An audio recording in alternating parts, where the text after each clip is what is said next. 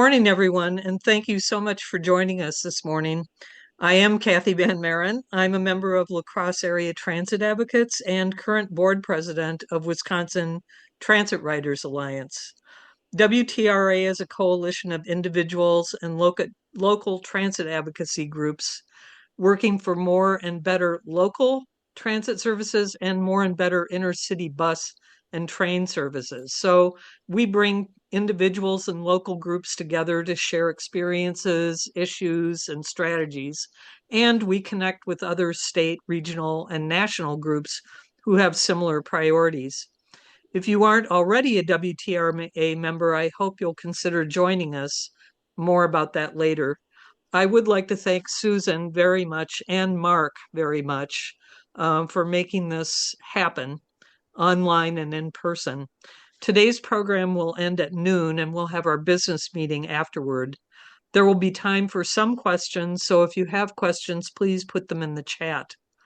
This program is being recorded and will be available sometime next week at our website, witransit.org.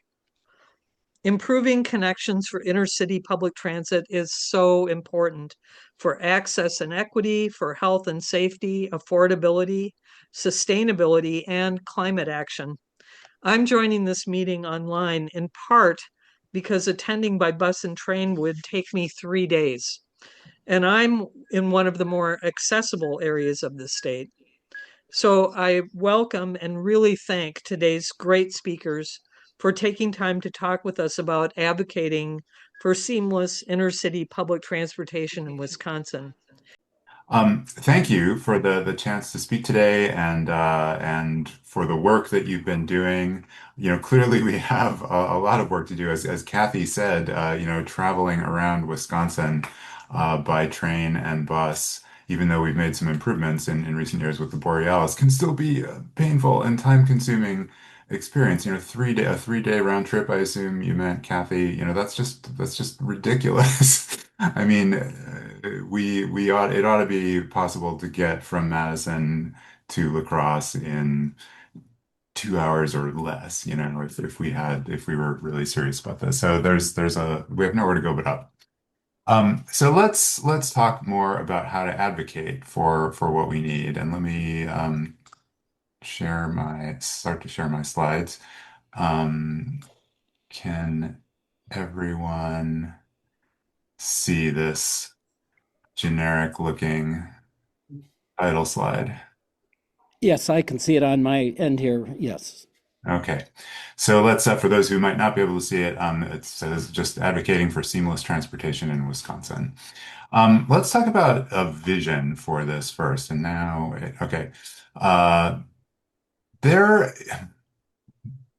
Wisconsin could use a lot more of what is beginning to appear in some parts of the country, which is pretty well integrated train and intercity bus and local transit service. And this example here comes from right next door in St. Paul, Minnesota. And Susan DeVos, as we were getting ready for this over the last few weeks, she asked me if I was aware of, what they have there in St. Paul. And yes, I am, because I've been there and really appreciated it. But for anyone who hasn't, this web page from the Visit St. Paul site has this nice photo, and over there on the left, it describes the various intercity bus services, local transit services, and others that they have there at the station. And this picture kind of shows it. I mean, it's the way that things are laid out on the ground there. It's kind of hard to capture it all in one photo, but they've restored this grand St. Paul Union Depot. It's very impressive if you come in on the train. It's a really nice experience. You come out of this big hall, and then well, you have a couple of options. You can go to this either large bay of for buses, including intercity buses. Or you can go out the front and get on the light rail line that they have there. So it's really convenient, and personally, I visited for the first time in a long time, about 7 or 8 years ago, I visited the Twin Cities. And previously this hadn't been open, the light rail line hadn't been built. And but I took the train there and got there and was just amazed that I could, walk, go out of the train station, get on this light rail line, and it took me right to the hotel that I happened to be staying at for a training. So it's great. And this isn't in China or France or someplace like that. It's Minnesota. So we can do this. And in fact, moving to the next example, we've started to do this here in Wisconsin too. The Milwaukee Intermodal Station. Say, Uh, Chris, I'm sorry to interrupt, but your slides are not advancing. oh, really? No. Mm-mm. Which one are we on right We're now? still on the first one, advocating for seamless Oh, transportation. oh no. Um, There, let yeah. Now we're seeing it. okay. Well, let me. Okay, let's take. Apparently, can you still see these photos? Yeah, yeah. Okay, for some reason it must not work in the actual presentation mode. Let me go back and at least briefly review what I was talking about, but no one could see. The St. Paul Union Depot again, has pretty good integration, and this photo shows some of it. It doesn't show the intercity and local buses, but it does show how that when you leave St. Paul Union Depot, there is this nice light rail line that serves the Twin Cities. Moving along, we have something like this in Milwaukee already. At the intermodal station, many of you are probably familiar with this, but for anyone who isn't or who hasn't been there lately, the intermodal station itself was rebuilt, what, about 20 years or so ago, much nicer than the previous station, which seemed to me that, well, it was kind of a concrete bunker, not a very nice experience. This one is very airy and open and has a lot of natural light. It's nice.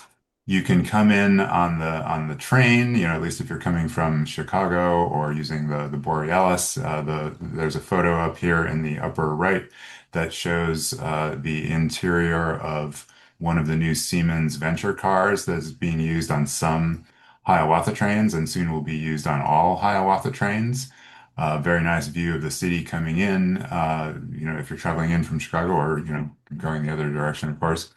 There's the third ward there in the background. And then, just about a block or so away from the Milwaukee Intermodal Station is the HOP, Milwaukee's light rail line that opened a few years ago. And there are also a variety of both intercity buses and local buses that serve the intermodal station. So we have this we have a start on this in Wisconsin too, and we need this in a lot more Wisconsin communities because as many of you probably know all too well, if we have these services at all, they're not tied together. They're not connected in one place. So if you take a train to many of the cities along the Borealis line, for instance, you get let off at a station, and there really are no connections to anywhere else, not by bus at least, and even some of the cities that do have them, the bus service is pretty thin. Now, to talk a little bit more about what we could have, it's great that we're doing that. We've started to do this, and of course, we need to do a lot more of it. But I hope that uh, we can think bigger in the United States and in Wisconsin. At worst, it seems to me, it's always seemed to me that we tend to think of public transit as this kind of grudging charity project sometimes. But even when it's a little more enlightened than that, we tend to think of it as this kind of marginal thing that not that many people will use. But a lot of people can use these systems.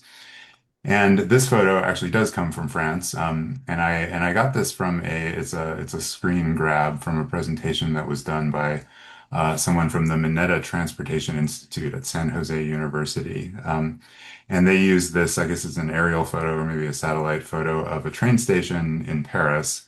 It's just one of their train stations, and this one station serves about 450,000 people a day. So, in other words, for those of us here in the Madison area, that's almost the whole population of Dane County, passing through a single train station in a day. And so a well-designed system is really scalable, which is great. And you know what you don't see looking down on this is parking.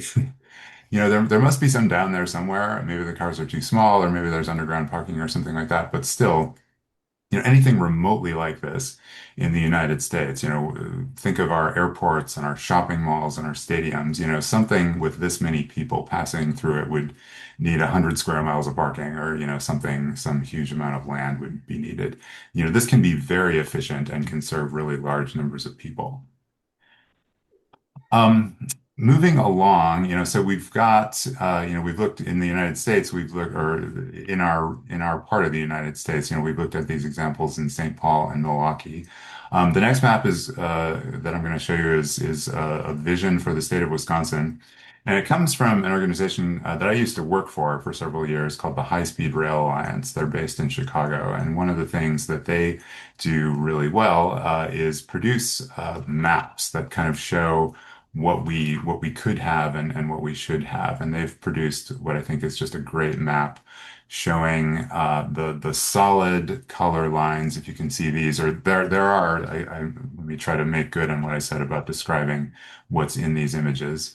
Um, there are narrow black lines that show the current train service that we have in Wisconsin, the Hiawatha between Chicago and Milwaukee, the Borealis between Chicago and the Twin Cities, a little bit of Chicago Metro service that reaches up into Kenosha once in a while.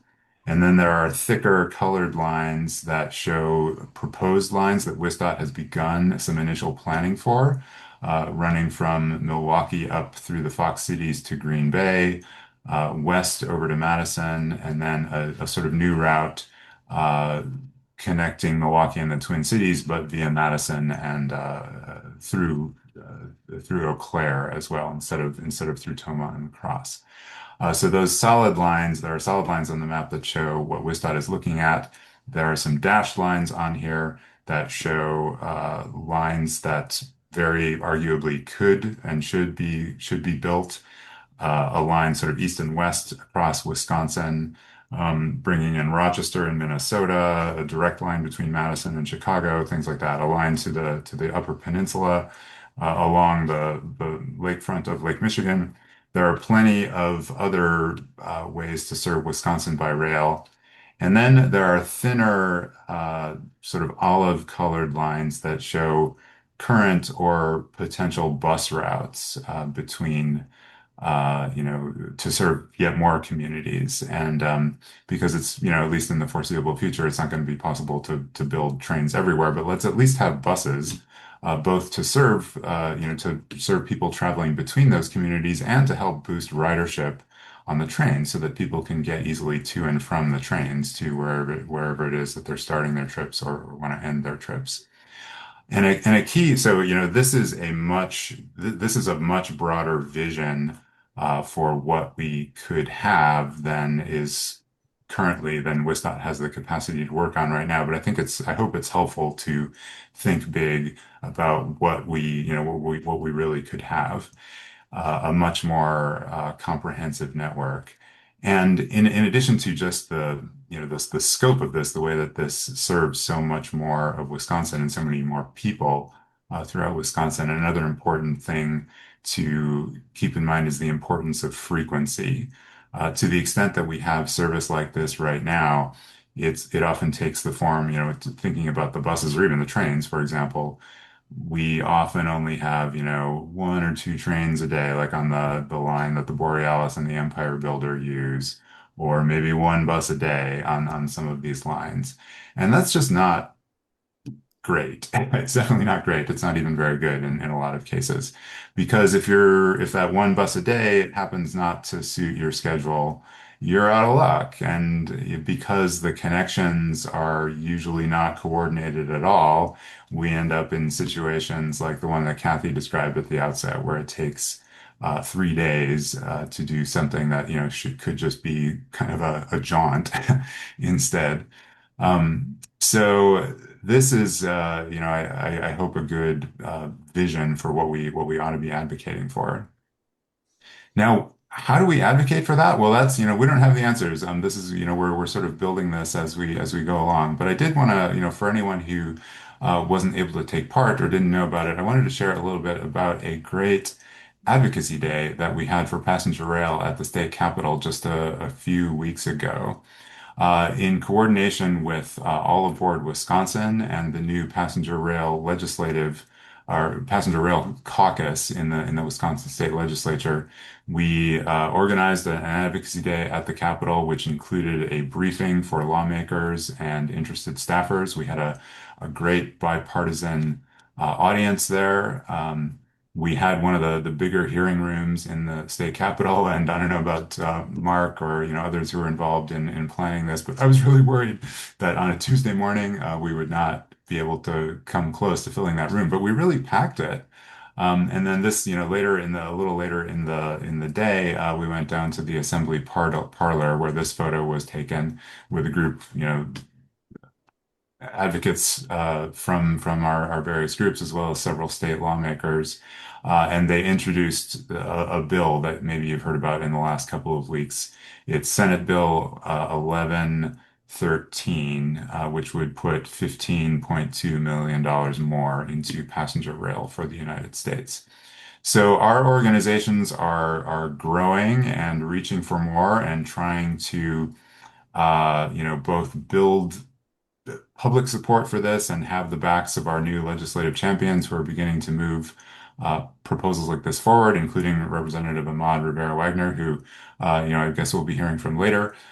So we are starting to get some traction with this, and that's exciting. And I hope that we can do the same thing for transit, other forms of transit as well.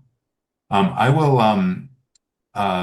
Step back for now, but I guess I should have said earlier, I'm the president as of last fall. I became the president of WISARP, the Wisconsin Association of Railroad Passengers.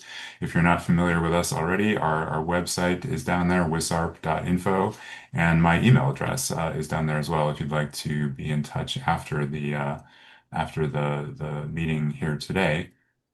For now, depending on what Mark and Kathy and Susan think, I mean, we could either spend some time on questions or if the next speaker's ready, go on to them. What would you like to do? Unfortunately, Chris, neither Gary nor Ahmad have come online yet, so I'm Okay. not sure what's going on. So I think if it's all right with you, Chris, I'm going to open up the floor here and our Zoom audience, and if people got questions, we can probably, do some open period questions here. So if that works Okay. for you, Chris. Sure. Okay. Um, I think what I'll do we have any questions here from our room audience? If not, if you think of something, just let me know. So I guess at this point, do we have anyone on Zoom that would like to ask some questions or have some feedback regarding Chris's presentation? Okay, Kathy, yeah, I see you got your hand up. Yeah, you talked about it a little bit with the map of Wisconsin and the rail and bus routes.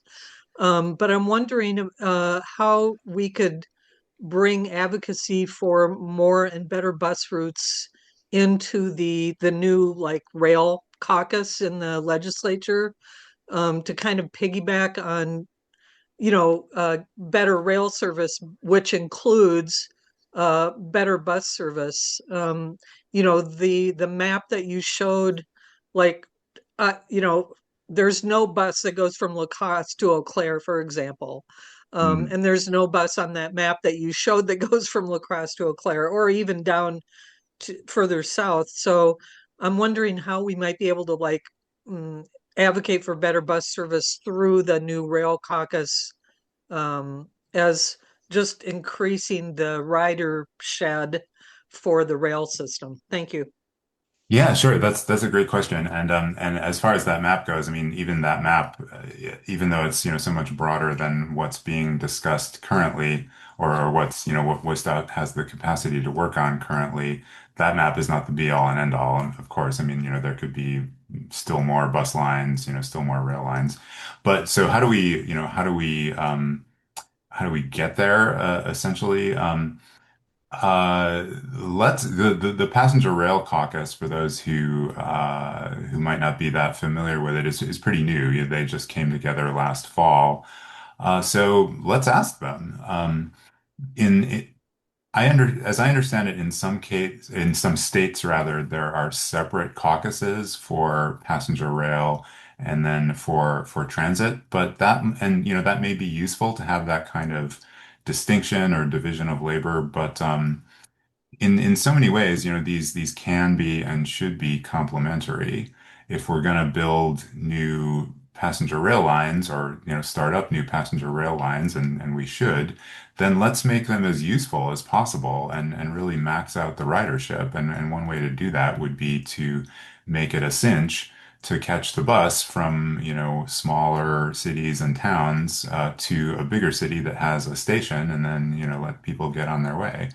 That's the way to really sort of maximize the investment. So maybe uh, the new members of the members of the new caucus would be interested in that as well, or maybe there could be if there isn't already, I'm not 100% sure, a standalone transit caucus as well. But even if they are separate, I hope that they can, work together and that we all can work together on this.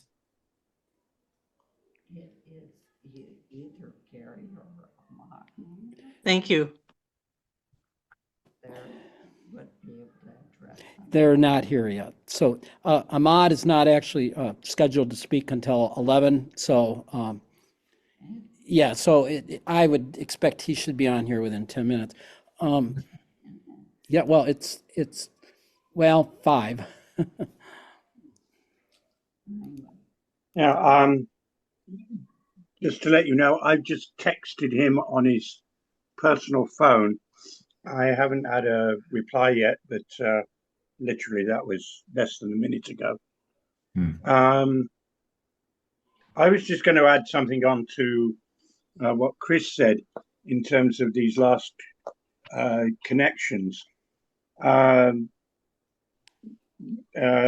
know we look enviously at what happens in Europe, but in the relatively few places where the Dutch rail system and bus system does not reach, they actually have a system where, as you book your rail ticket, you can book a taxi, which is at a relatively low price, to meet you at the station at the time that the train is scheduled to arrive. And you can be reasonably certain that it will arrive at the time scheduled, Hmm.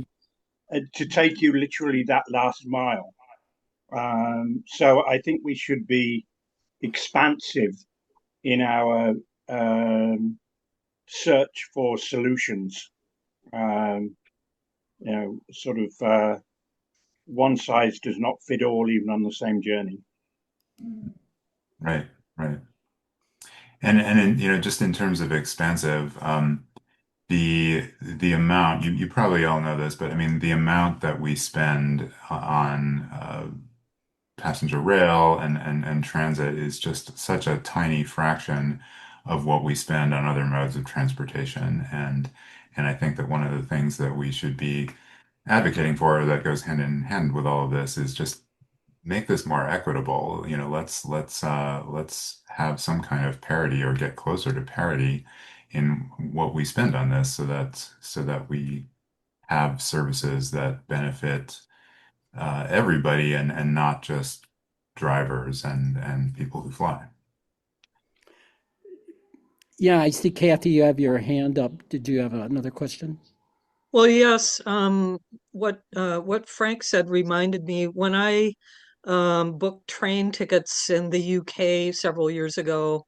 I with every train ticket, I was offered the opportunity to buy a day pass on the local transit service, and it seems like these connections. I guess the question is there anyone in the state? I mean, we have a Department of Transportation, but is there anybody in the Department of Transportation who might be lobbied to try and put together better integration between the different modes of travel for people? I know there are a few websites, but they're kind of disconnected and hard to follow. So is there anyone at in the State Department of Transportation or any other office that might be interested in upgrading the information available so we can at least make connections that exist? There is. Oh, I'm glad to see Ian's hand went up here. I will just say quickly before turning things over to Ian that there is a guide that WISDAT puts out called it's something like the Wisconsin Intercity Transit Guide or something like that. I'll find it and put the link in the chat. But it is at least a kind of clearinghouse, or it's a 5 or 6 page guide to every transit system in the state, whether it's Amtrak or ferry service across Lake Michigan or the intercity bus lines. It's sort of all in one place. The service is not everything that we ever wished for, but at least you can get the information in one place. But Ian. Thanks. For those of you who don't know me, I'm Ian Weiser. I've talked to several servants over at the Department of Transportation just over the past couple of months, and there's lots and lots of interest in coordination and better service, among the core of civil servants.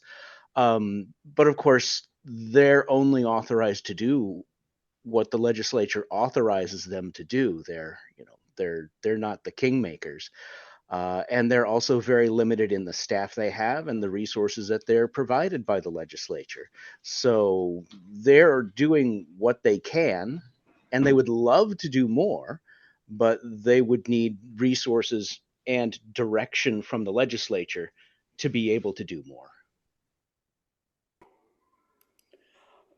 And I guess Susan DeVos, you had a comment or Oh, yeah, I was gonna mention, Chris, that what you were talking about, that guide, was actually written up originally by Ward Lyles at 1,000 Friends about 20 years ago. Oh, really? Yeah. Well, that's a nice success story, I guess, or demonstration of what nonprofit organizations can do. If 1,000 Friends of Wisconsin produce that, maybe we can take up that torch and do something like that as well. all right, looks like Joyce, you have a question. You can go ahead and unmute yourself if you want. Yeah. So along those same lines, um, could we maybe ask the on the inside to at least put together a proposal for something that they think would work if we lobbied for it? Um, because they know better than we do how things work inside there.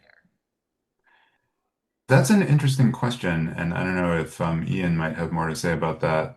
But I, really appreciate the work that Ian's been doing to investigate this. And I, I was just emailing Frank about this about an hour ago, or maybe less than that. But I mean, what we've learned so far seems to show that Wisdot doesn't have, I mean, Ian basically said this, that doesn't have the power to do some of the things that we would like them to do, but it's not clear who does have that power because some of the money and authority for this comes from the federal government. But Ian, I see your hand up again. Oh, yeah, I was just going to say that for the most part, when I've dealt with both elected officials and have dealt with civil servants, they kind of consider the community to be, driving things. They're going to respond to what they see that their voters want. I would hesitate before asking civil servants to provide input on political proposals because that's going to make them very uncomfortable. We're asking them to put their career in jeopardy. Good point. I mean, in my experience too, we have very dedicated public servants working on things like this that, they really want to do the right thing. And they are doing the right thing to the extent that they can. And I think that one pitfall that we should all try to avoid is kind of making them out to be villains who are somehow, holding back. Um, they're doing what they can, and yes, the community. Uh, I mean, ultimately, support, political support, and other kinds of support needs to exist to make these things happen. So, Ian, you said, they need the communities of Wisconsin to drive this. So, um, figuratively, not literally, let's drive. Let's drive that. All right, we have a couple more questions. Barbara, and then I'll take Joyce after you're done, Barbara. You can go ahead and unmute yourself, Barbara, if you can. Okay, this is a little out of left field, but I wanted people to be aware that on occasion, transit buses are used for temporary, I don't know if you'd call it housing, but comfort stations, I guess you could say. They've been used for refugees. They've been used in cold snaps and heat waves for homeless people. So that's kind of an out of left field thing. And I know it probably, we're trying to get people from here to there, but I think anything that points to the positive role of buses is useful to know about. So we do have increasing heat waves in lots of the country. So just want to put that out there so you've heard of it once and we could think about it. Thank you. Yeah, I mean, that's a good comment, Barbara. And I mean, another way, I didn't know about or had kind of forgotten, I guess, about the way that, buses can be used to provide that kind of relief in heat waves and things like that. But another way that we see this is like Madison, for example, built a new the first line of what will hopefully be a bigger BRT system, and it's got for the first time it has these. For those who don't know it, it has these dedicated stations that provide some real shelter. There's a route. It's not just a metal sign on the side of the road with traffic roaring by. It's more protected. It's got a roof. It's got sides. And that's great for passengers, but because well, they also provide shelter for people who need it, and sometimes there can be complicated situations with uh, overdoses and things like that, and uh, this gets beyond what we're talking about today, I guess, the sort of intersection of different social needs and problems. But I hear what you're saying, Barbara, is what I'm trying to say. I guess one thing I just want to comment on Mark Quam here. I think what drastically needs to change is, and it's probably somewhat at the federal level, we need to have what I would call a federal intercity bus program, and maybe perhaps that's something where we could do public-private partnerships with getting more buses to connect to trains and other modes of public transportation. My personal opinion, I just don't see where a lot of states are going to be able to come up with the money to add, connecting buses and stuff. Obviously, there's probably some federal funds available, but I think given how cash strapped most states are these days, I think we really have to kind of start thinking outside the box, at local and state levels, that maybe, possibly a public-private partnership to get more buses, might be one approach. I don't know, Kathy, Chris, Frank, I don't know if you have some thoughts or anyone else on that comment. Amen. I don't know, there are probably different ways to get there, but to just draw a comparison to the interstate highway system, which is so comprehensive in the United States, that didn't just come into being because people wanted it. It took 4 decades to build out. If we started building it today, it would cost hundreds of billions of dollars. But we treat trains and buses as this sort of little thing on the side, and to really have something great, we're going to need a serious commitment of funding and investment and over a long period of time. All right, looks like we have Lauren. You have a question. You can go ahead and unmute yourself. Good morning. I I jumped on the call late, so please bear with me if this was addressed or talked about beforehand. I know we're talking about stuff at the federal level, but here in Wisconsin, I know probably about 10, 15 years ago, we had talked about a regional transit authority in Wisconsin. Is that something that we're working towards again? Because that would definitely help with coordinating all of this stuff. Was it who, Susan or Kathy? Someone mentioned a I bill. brought up that Kelda Royce introduced something this session. There have been things introduced, but until there's a change in legislature, it probably won't happen. But definitely it's on people's minds. And yeah, And what was the name of that bill again? I think it was SB 275. SB 275? I believe so. And it's oh, go ahead. I'm so sorry. I'll send you the information if I have contact information for you. Oh, wonderful, wonderful. And it's going up this session? I believe it was just introduced. Okay. A month ago or so. Okay, thank you. Lauren, this is Mark. One thing that I just wanted to comment, I don't know if you're aware that the state legislature now has a rail caucus. I don't know if you were aware of that or not. I did jump in that I did hear that part. Oh, okay, good. Okay, I just wanted to just double check. Okay, and then we've got a question from Claire. You can go ahead and.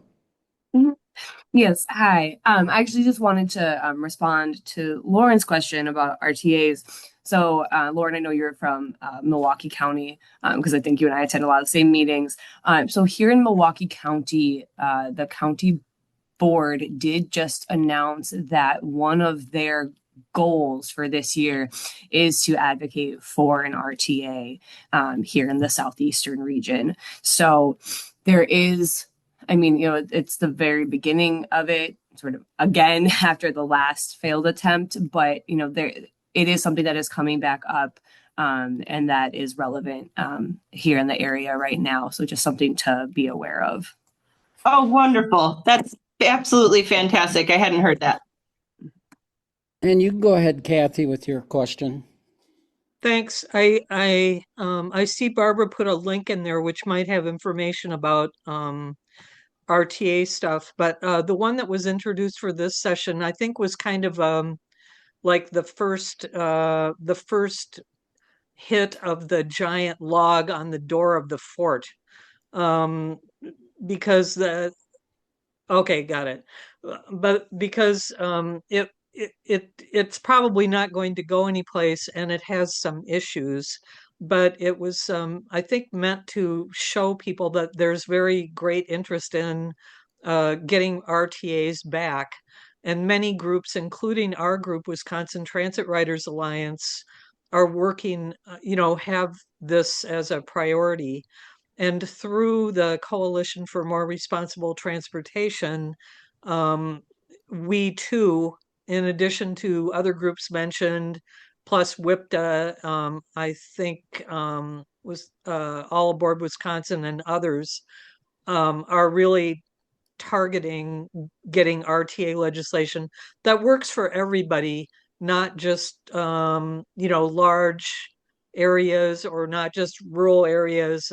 Like here in Wisconsin, we work a lot across the river into another state. So we want to make sure that whatever gets written works for a lot of people. So I would say if you're interested in RTAs, join us, Wisconsin Transit Riders Alliance, or some other group that's working on this.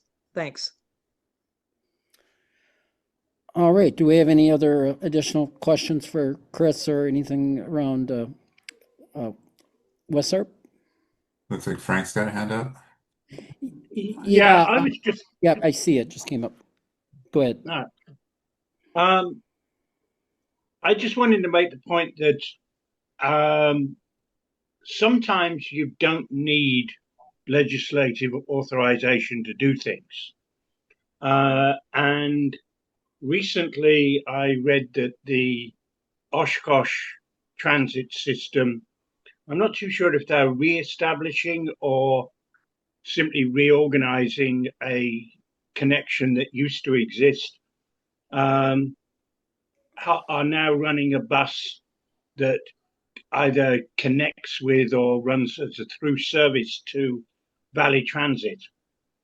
And, it strikes me that I'm not sure that you need legislative permission for adjacent transit authorities to talk to each other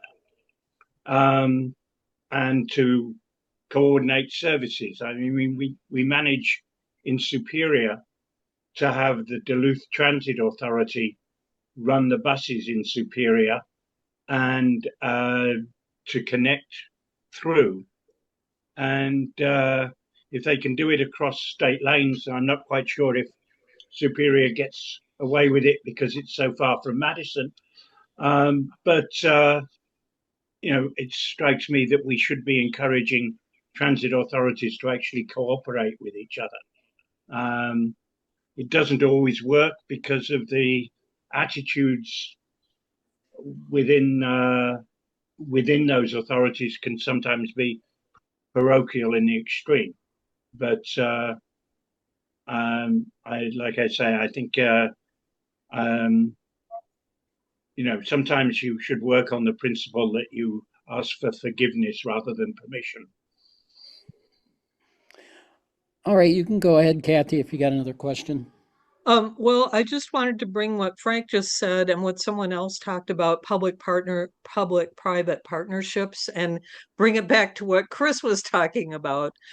Because in our area, we do have a public-private partnership to run a regional transit, Mississippi Scenic Regional Transit, that covers 4 counties and actually includes people who live in Minnesota and Iowa as well. And many of those riders use that transit system to get to the Amtrak station in La Crosse. So we have that, but the problem is nobody wants to run it and nobody wants to help pay for it. So it started out with the counties, municipalities, businesses, schools, and riders, Farebox, paying for it. And that was about, well, in December 2012.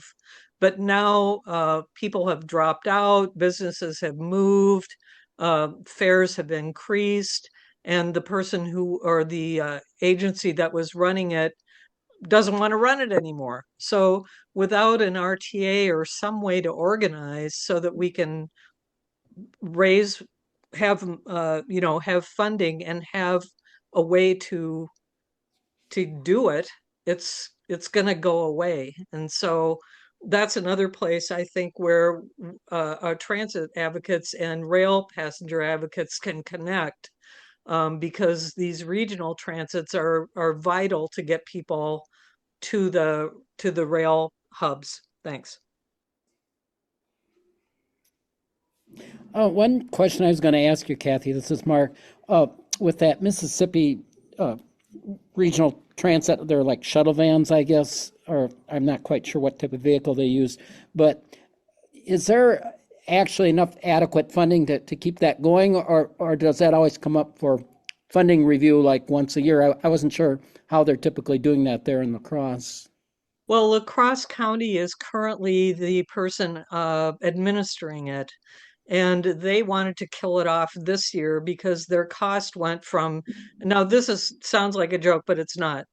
Their cost went from $30,000 a year to about $157,000 a year. But so that is a big jump, but at the same time, it's a pittance compared to what they pay for paving roads. It's a couple of dollars a year for every county household. But when as Chris noted, a lot of times transit is considered as a charity. And when it's thought of that way, rather than a way to enhance accessibility for workers, or, help low-income people or people who don't drive get around, then it's easy to say, well, this isn't worth it. We're going to get rid of it. So I hope that answers your question. Sure. Mark here. I live in Eau Claire, and I know for years we've been trying to get transit service restored between Chippewa Falls and Eau Claire, and we used to have working transit relationships. Chippewa Falls never had their own transit system, but years ago they paid into the Eau Claire transit system. Well, unfortunately, we're trying to see if we can get that service back. A few years ago, Menominee, just west of Eau Claire, they have their own transit system over there, and they've actually seen about a 20 to 30% growth in their transit ridership.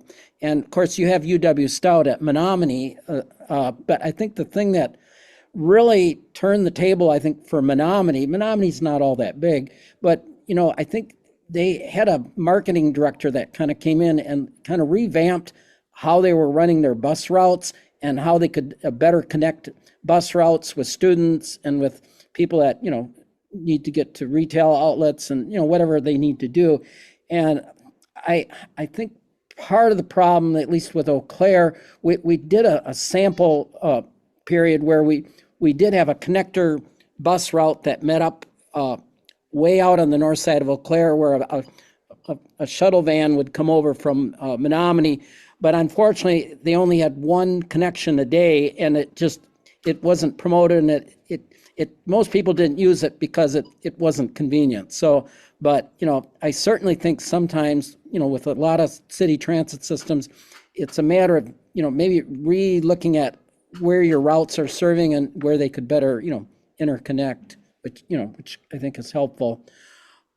Frank, I think what I'm going to do, because of the time issue here, it doesn't appear that Ahmad is online yet, but would you be able to speak a little bit about Green Bay's transit system, or as far as what Ahmad's done in the Green Bay area for transit or improving public transportation? I don't know if you might have some insight or some feedback on that or not, or am I kind of putting you on the spot? Well, yes, you are putting me on the spot. Okay. Forgiven in the Okay. circumstances. And I'm going to also, although he's new to this, I think this is his first meeting. On the call is Michael Conley Cohagen, who is actually a member of the Transit Commission for Green Bay. And I hope that he's going to jump in and add to what I'm going to say in terms of what's going on in Green Bay. Hello, everybody. I heard you, Frank. I was just waiting for you to finish. Go ahead, though. Oh, Go. All right. Right. Well, for those who are not quite familiar with one of the things that I was going to mention when as an introduction to Ahmad was to say he was in the mayor's office at the time when the Green Bay transit system has introduced a number of, by Wisconsin standards, quite radical changes. And I'm not too sure what his involvement was in that, but one of the things that when you're going to make those radical changes is that you have to at least have a political structure which is not actively opposing them, even if the initiatives are coming from the management of the transit system itself. And those changes were to look at some of the areas that were poorly served in terms of frequency on the outer fringes of the system, and substitute on-demand service in those areas. Those areas ran on demand for the entire operating time of the system. They later, and Michael will probably correct me on this, I think it was later, they opted to operate the whole system on demand after a certain time in the evening. And one of the consequences of that was that the operating hours of the system were extended by about an hour in the evening. So instead of finishing roughly around 10 o'clock, now they finish roughly around 11:30. That is, There's still no late service on a Saturday night, which, given Green Bay's propensity to go drinking, is probably a bad thing. And there's no service on Sunday, but it was able to extend the hours. The other thing that happened was, and Michael, again, will probably have greater experience on this, is that essentially the paratransit system, it was merged with the on-demand system. So the time for advanced booking has been greatly reduced in the paratransit system. It's the same operator, the same dispatch. I'm sure there are issues which Michael can probably talk to, but I think that has enhanced the paratransit system at least in the point that advanced booking is not required. So I'm going to leave it, and if I can put Michael on the spot, and he'll tell you how I got this wrong. hang on a minute. Can everybody see me?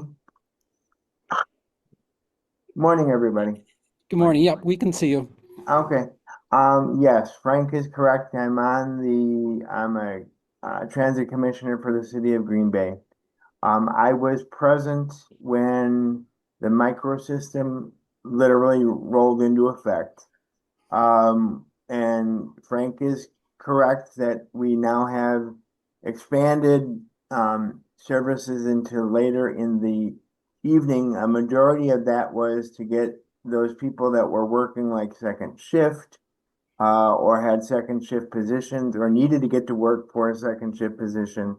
That's why we expanded the services to 11:30.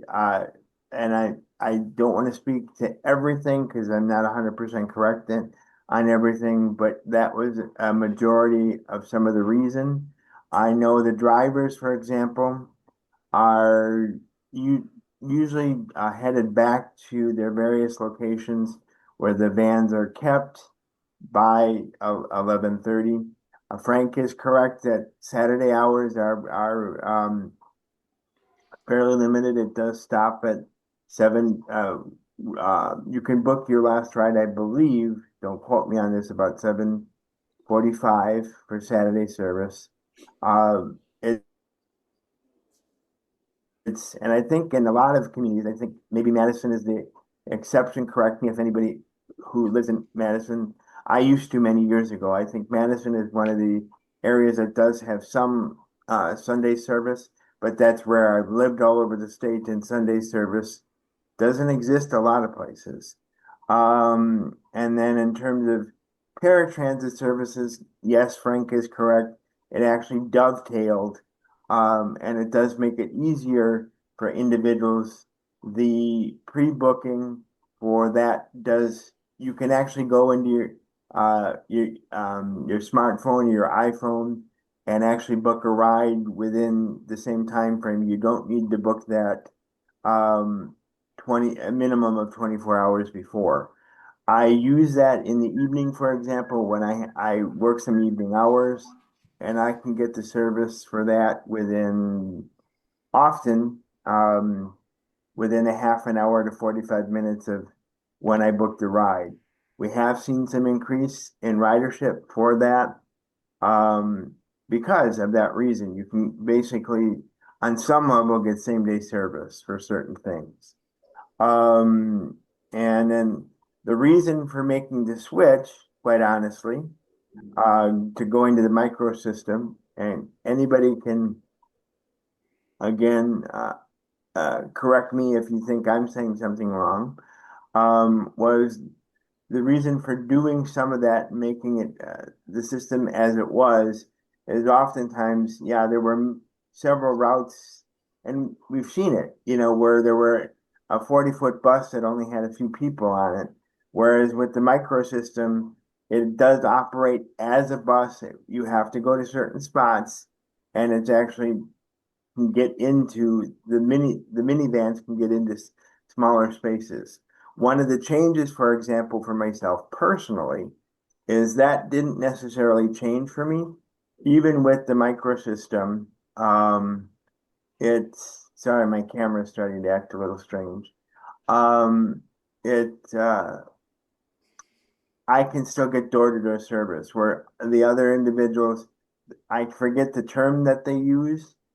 It's marked on my profile, and forgive me, but I can get door-to-door service in the evening with the microsystem, where other individuals do still have to go to a certain spot, but it does operate as a bus. We go to that spot, they pick them up, and they get dropped at a certain corner, where I'll still get dropped at my home. I am duly eligible. I can use paratransit and the mainline buses at the same time. So at least in Green Bay, I have a fair number of options in terms of making the system work for me personally. So if you have any questions, let me know. Oh, this is Mark. One question I had for you, Michael. I know Green Bay uses microtransit. From your perspective, or Frank or anybody else that is familiar with the Green Bay transit system, do you feel that the microtransit system is generally working pretty good for most people, or do you feel there might be some improvements made to it? I don't know. If you don't know, that's fine too. But I just was kind of curious. I mean, from seeing the inception of it coming in, because I was on the commission when it came in, I believe it's helped our system. And yes, there's problems. Nothing is ever perfect. One of the things, for example, that Green Bay Metro is working on is, and I don't want to speak too heavily into this, I just overheard some of it, it's more issues internally, like you either have to have a pass or a smartphone. And often, like whether the mainline buses or using the micro system, for example, people are using other people's passes. So internally, we're trying to fix that. That's an issue that I've seen come up because they've gotten quite savvy at doing that. And I know our director is really working behind the scenes to rectify that situation. That's one of the problems I've seen. In terms of service, and maybe I'm biased, I think there's been an uptick because it is on some level more convenient. All right. Well, thank you And for again, your. we did try to address. Yeah, that's my opinion, and others can, I'm just sharing. So Sure. I do see that we have Representative Ahmad Rivera Wagner online. I guess if you'd like to go ahead and speak, we're glad that you could join us. Sorry, our scheduling got kind of shifted around here this morning, so we're kind of working through some hiccups here, but we're glad you could join us here today. Yeah, no problem at all. I also did the same. And I was out this morning trying to make sure my snowblower was working for the impending storm. So I thought I had time, but I might have mixed up the time. So I do apologize. I want to make sure that Frank is still here and give a shout out to Frank for all his great work for rallying the elected official who's often running around doing a million things. So thank you, Frank, for everything that you've done to get me here and all this work. Most of you may know me, but my name is Ahmad Rivera Wagner. I'm the state representative of the 90th, which is all of Green Bay, except one small sliver. I often like to start talking with. We are known as the number one place to live, according to U.S. News and World Report. So go Pack Go.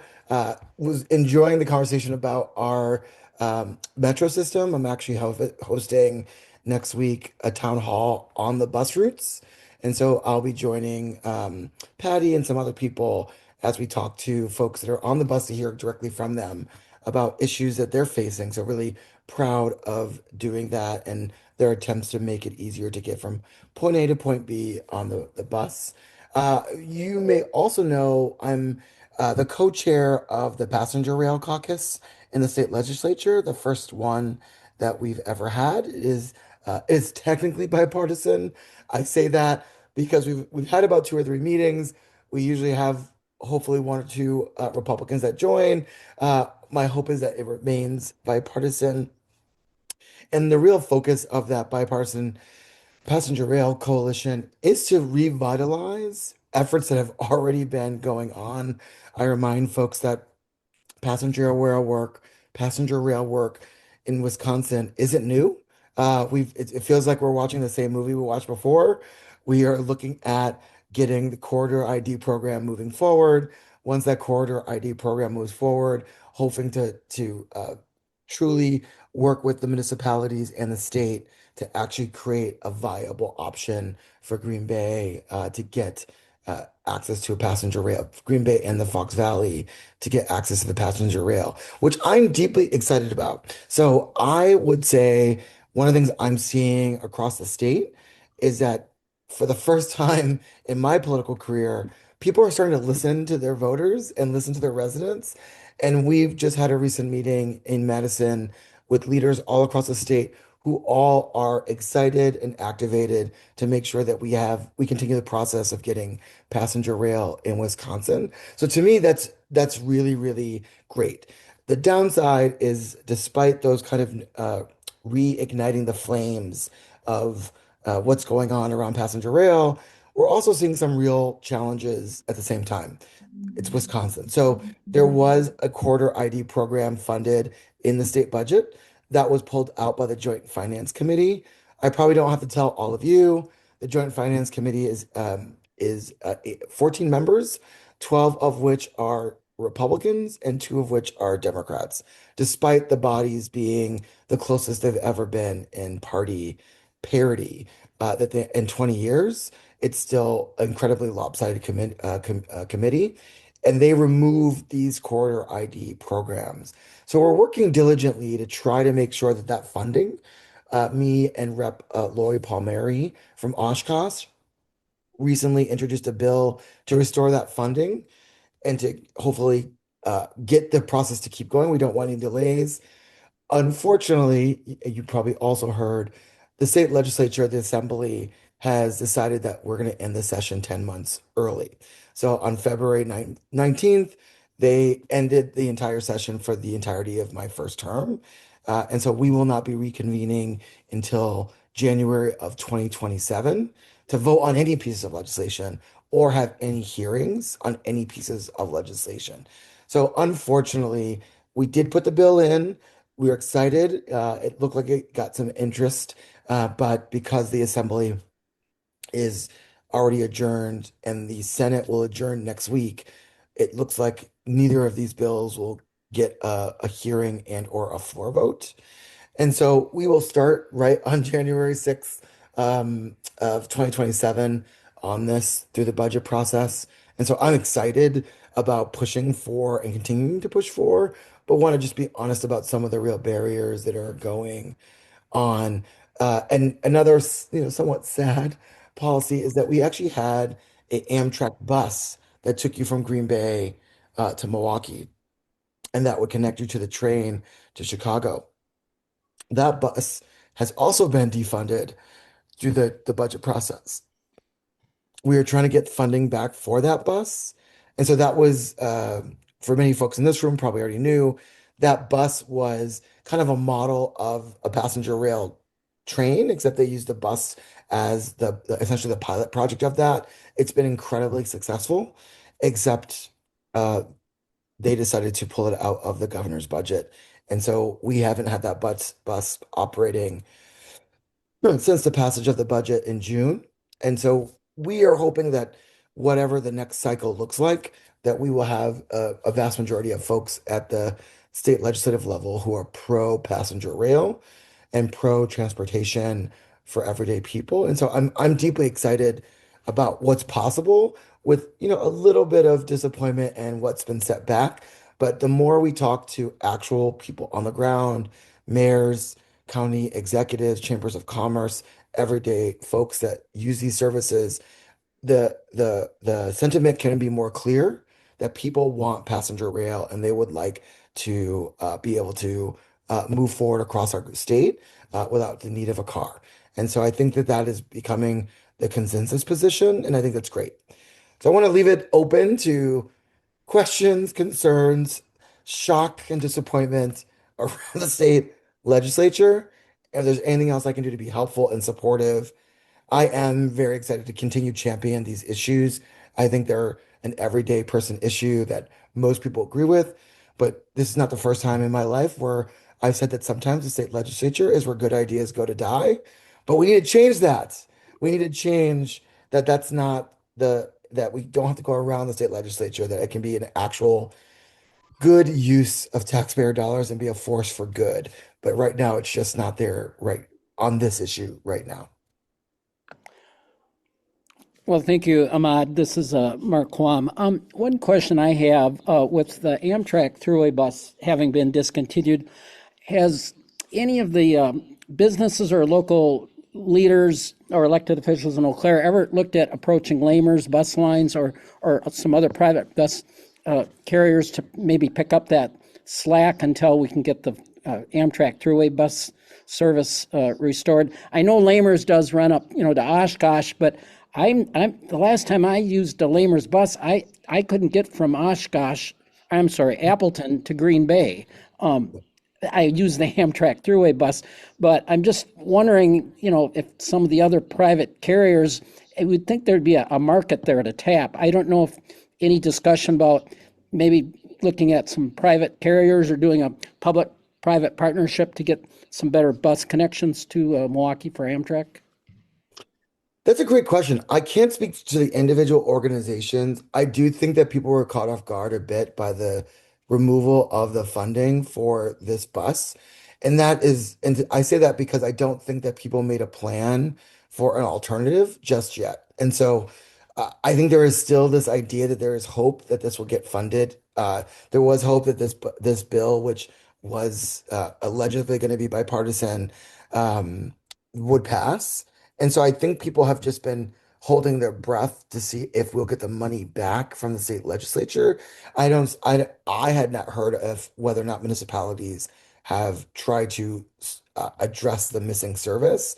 I'm happy to, at least talk to Green Bay, happy to chat with Appleton and see if they'd be open to it. I think that conversation is something that they'd be open to, but I think most people have been waiting for the funding to come back. So, because we already have it, it already works, they already know what it does, versus creating their own version. But I'm happy to reach out and see if folks would be willing to do that while we wait for the state legislature to find its mind. Yeah, I'm happy to ask that. Sure. I know at the moment, Greyhound, which took over Wisconsin Coaches, Megabus, Coach USA, and there is a Greyhound connection from Green Bay down to Milwaukee, but the times don't really mesh, with the Amtrak Hiawatha trains. Well, you could do it, but you'd have a lot of layover time. But the other thing that I wanted to kind of ask you too, with regards to the Rail Caucus, with the bill and things, getting introduced, I don't know, what is your insight as far as, funding becoming potentially allocated or, with the surplus budget? What do you think the chances are of some of that state surplus budget money being, allocated towards passenger rail? I wish I could tell you there's a high likelihood. I mean, I think the real debate right now is that they were negotiating either for special education funding and some form of property tax relief. Those negotiations have fallen apart. folks just the parties just don't agree on a pathway forward. So to be honest with you, I'm not sure the surplus is going to get spent at all, let alone on passenger rail. But I could hope springs eternal. So maybe I am wrong, but they are currently at odds on the surplus, and there doesn't look like there is any resolution in sight. Okay. I don't know, Chris or anyone else, if you've got questions for Ahmad or anyone on our Zoom audience, please raise your hand or let us know.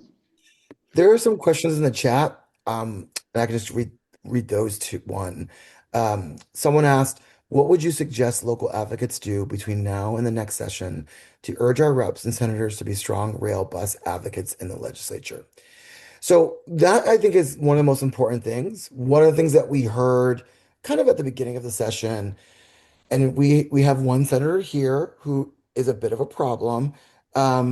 He shall go nameless, but didn't think that anyone uh, you would want to use the service or was using the service. So there is a disconnect between some of the elected officials and the people in their community that care about this issue. And so I would encourage, this is election season. This is the time that you'll probably hopefully get some face time with the people that represent you. And I think that they need to be very clear that there are people who support passenger rail and general passenger and transportation services in their districts, and they expect more of them, expect more of their elected officials than what happened. At the end of the day, the cutting of transportation funding out of the budget affected the entire state, not just Green Bay and the Fox Valley.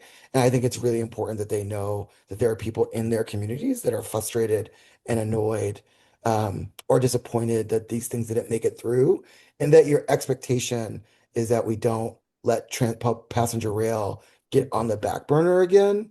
I think that would be super helpful. But I will tell you that we don't see some senators and reps seem to not believe that there are active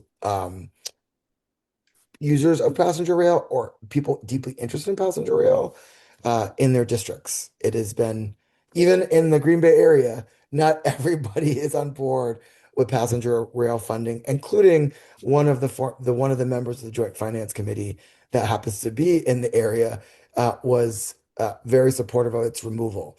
And I think we should be good about reminding them that that was not good. Sure. I do notice one other message in the chat from Joyce, and she wanted to know, does Tommy Thompson still have any clout with Republican legislatures anymore? It would be nice to try to make bills bipartisan. Yeah, I think so. I mean, I'm everything helps. I will be honest, this building is an interesting caricature of what I thought would motivate people. And then you never know. So I think that former Governor Tommy Thompson would be a great advocate if he is willing to.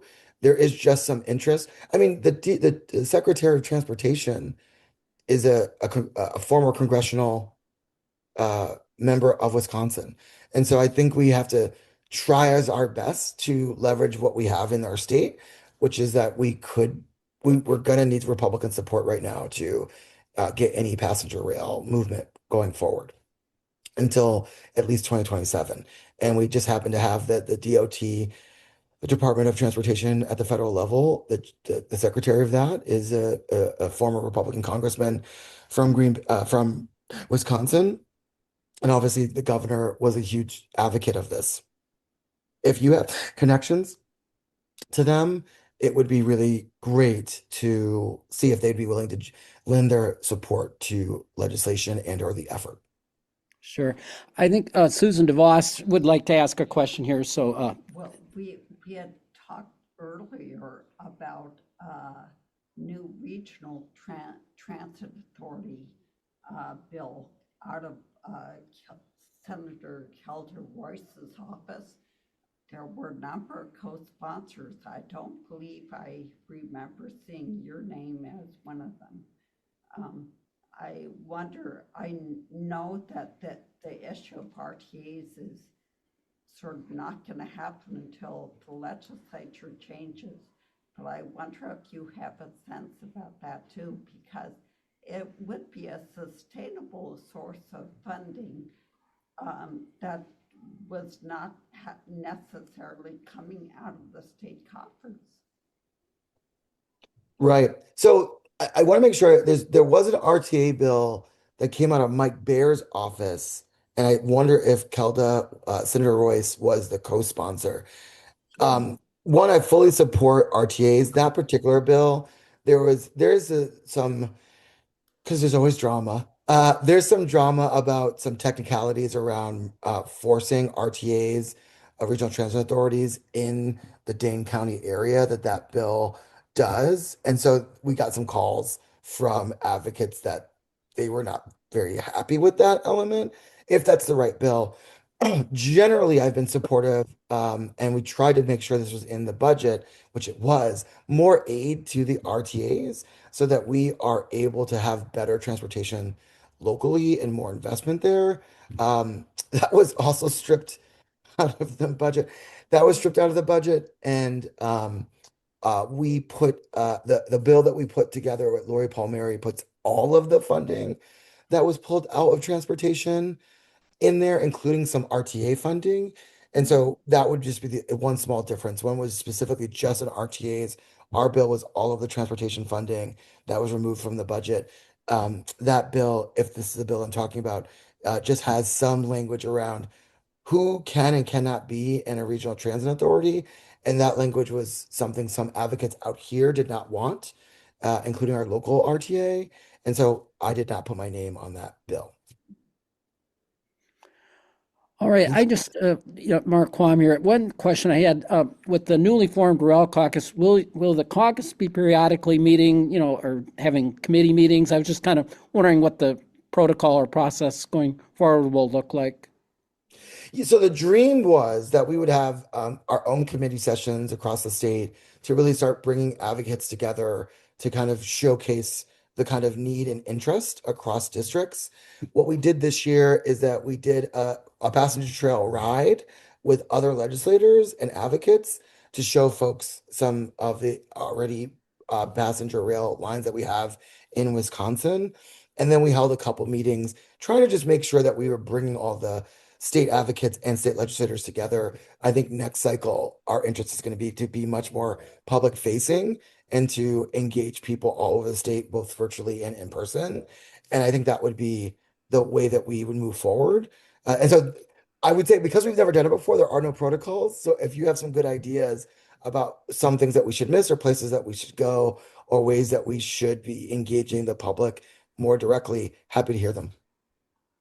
Yeah, I think those are good points. I think one thing that would be really helpful as we move forward, especially with the Rail Caucus, that somehow, we can do like with our All Aboard Wisconsin Association of Rail Passengers, and other nonprofit public transportation advocacy groups, that we can all kind of work together and maybe build a rapport with some of our Rail Caucus members.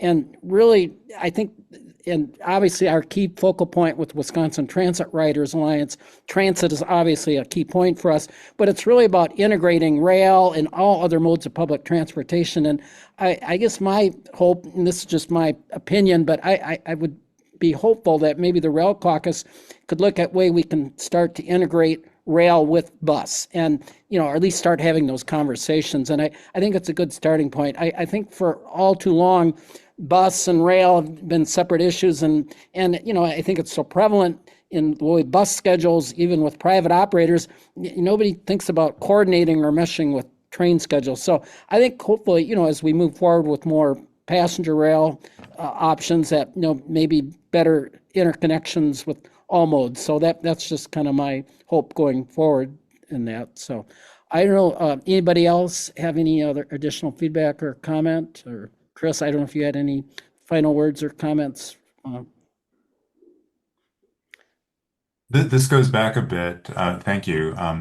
But this goes back a bit to what we were saying about the RTAs, and Mark, you had mentioned a bus that only goes once a day. I mean, and the frequency has got to be a big piece of this too. I mean, one bus a day is better than zero buses a day. Sure. But one of the reasons that ridership is sometimes anemic is that the schedules are just too, they're really inconvenient. I'm looking at a schedule right now for an Indian Trails bus that comes south from the UP to Milwaukee. And you know what? Like, I bet how much you want to bet there aren't a lot of people who get on in Peshtigo at 4:35 in the morning, just because that's not a great time. But if that bus, were going every 2 hours, or even if it went twice a day at 4:35 in the afternoon, in addition to 4:35 in the morning, it might be a totally different story. So let's figure out how to make this happen.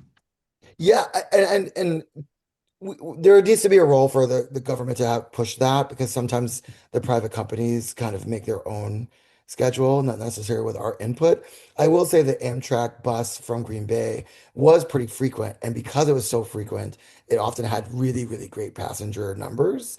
And so that we saw great numbers from where everyone was collectively shocked that that was stripped out of the budget, to be honest, because I think it met all the standards that you're pointing out. It was frequent. People could expect it. It worked out. It was tied to the schedule of the train in Milwaukee, so you could get off from the bus and that there would be a train either waiting with you or within 15 minutes. And so, unfortunately, our some colleagues think that these are superfluous things, meaning that transportation, passenger rail are basically big projects that don't have enough people who want them. That was the refrain I heard. I kept explaining that in Green Bay, that's not true, but I can't speak for other parts of the state. And so that is our hope of like creating the passenger rail caucus. But I agree with you.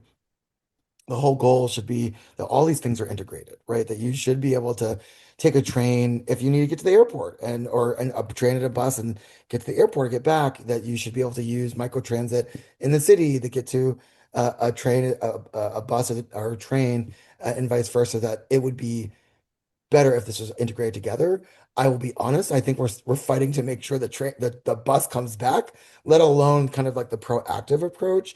But I think if we push our elected officials, but we do need to give them one bite at a time because they seem and I know I'm a politician, so like maybe I'm being critical of my own kind, but like they don't seem to be able to take on a bunch of issues on a broad spectrum. So I guess my advice is like making sure that we have something that we're advocating for that's clear and concise for the next cycle. And whether that's the Core ID program, whether that's increased funding for RTAs, whether that's restoration of missing bus lines that coincide with rail, whatever that is, we just need to figure out what it is collectively so that we can communicate that to everyone. Because I think that part of our challenge was that transportation advocates were asking for all very important things, but I think that kind of got lost in the weeds to especially I won't call them bad actors, but I'll say people who are less inclined to support us took the broad spectrum of, oh, I don't have to do anything because there's no agreement versus us all being like, nope, we're asking people, especially as we go into election season, did you step up for this or did you not step up for this? And so I think that would be my do what you all must. But I think that there was uh, when I would speak to other colleagues outside of the Rail Caucus, there was a huge disconnect between the realities on the ground of what people wanted and what was working and what the expectation. It really couldn't be any, and I can't tell if that's because the corridor ID program really was kind of operationalized by the governor and not by the state legislature. And so the state legislature just doesn't have the skill set, in my opinion, to navigate this conversation articulately. But we can only speculate. The best thing we can do moving forward is like inform. So I would say I totally agree with you. If there's anything I can do to be helpful, let me know. Well, thank you for your advice. Give politicians one bite at a time is very good. I'm gonna try to hang on to that. And thank you for your leadership on this too. And I can only speak officially for WISARP, but we, want to back you up. And but I suspect that WTRA and others, want to do that too. Thank you. All right, well, we're actually approaching the noon hour and probably going to have to cut off our discussion. But anyways, I want to thank you, Ahmad, for joining us today here, and good to always get some insight what's going on. And our president of the Wisconsin Transit Riders Alliance, Kathy Van Maren, she's going to just do her final closing words. And are you ready, Kathy?